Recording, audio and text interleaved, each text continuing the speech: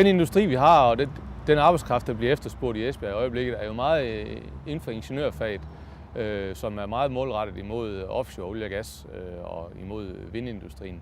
Derudover så mangler vi også en stor del folk, der er faglærte og inden for elektronik og inden for smedebranchen. Og der er jo i dag et stort antal ledige stillinger i Esbjerg.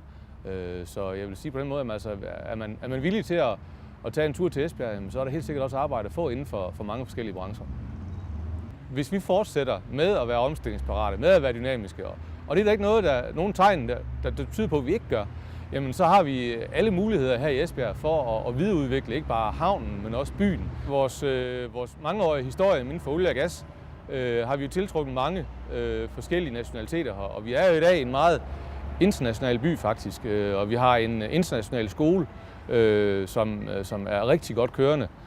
Man kan sige, at i dag der bliver der talt meget om, at vi skal tiltrække højtuddannet arbejdskraft, og det er jo også korrekt.